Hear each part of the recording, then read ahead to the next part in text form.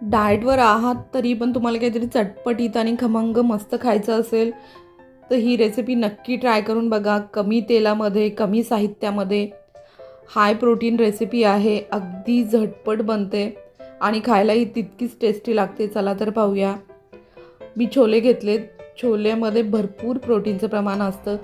जर तुम्ही weight लॉससाठी exercise करणार असाल तर नक्की या प्रकारे छान छान रेसिपी बनवू शकता. मी 1 वाटी छोले, अर्धी वाटी तांदूळ 5 ते 6 तास भिजत ठेवले होते. याला फर्मेंटेशनची गरज नाही आहे. आणि त्यात 5 ते 6 मिरच्या टाका. मिरच्या तुम्हाला हव्या असतील तर वापरू शकता, नाही तर तुम्ही स्किप करू शकता. चवीनुसार मीठ टाकून मिक्सरला छान वाटून घ्यायचं आहे. आपण डोसा बनवणार आहोत त्याच्यामुळं चटणीसोबतही खाऊ शकता किंवा तुम्हाला जर चटपटीत हवं असेल तर यातच हिरवी मिरची, कोथिंबीर, अजून मसाला वापरून तुम्ही फक्त डोसा खाऊ शकता, चटणी न बनवताही. आता ह्याच्यामध्ये पाणी टाका. खूप जास्त पातळ नका करू. नेहमीच्या डोशाच्या पिठापेक्षा थोडंसं घट्टसर हवं आहे. आपण छोले भिजत ठेवले होते त्याच्यामुळं ह्याला जास्त बाइंडिंग नाही येत परफेक्ट आपल्या डोशाच्या बॅटरसारखी. आता आपण आलम चटणी बनवणार आहोत. मस्त चटपटीत लागते ही चटणी. तुम्ही इडलीसोबतही ट्राय करू शकता.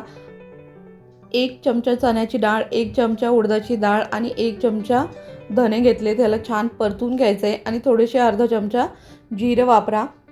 याला तेलावरती छान परतून घ्या. तेल शक्य तितकं कमी वापरा. तुम्हाला जर डाएटवर असाल तर तुम्ही कमी तेल वापरलं तरी चालेल किंवा ड्राय रोस्ट केलं तरी चालेल. बिना तेलाचेही वापरू शकता तुम्ही.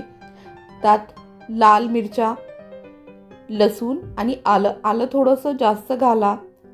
या चटणीमध्ये आल्याचा टेस्ट छान येतो. हे पहा, ड्राय वाटून घ्यायचं आहे आणि त्याच्यानंतर चिंचेचा कोळ टाकून घ्यायचा आहे. अर्धी वाटी चिंचेचा कोळ.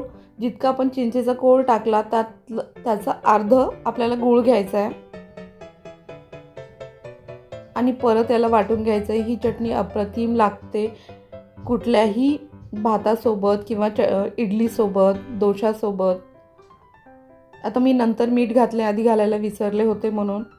हे पहा, चटपटीत चटणी तयार आहे. ही चटणी 2 ते 3 दिवस छान राहते फ्रीजमध्ये. आता तव्यावरती डोसा पसरून घेऊया. आपण छोल्याचा डोसा बनवणार आहोत. ह्याच्यामध्ये भरपूर प्रोटीनचं प्रमाण आहे. परफेक्ट डाएट रेसिपी आहे त्याच्यामुळे ते परफेक्ट डोसा आपल्या तांदूळाच्या डोशा इतका परफेक्ट नाही होत.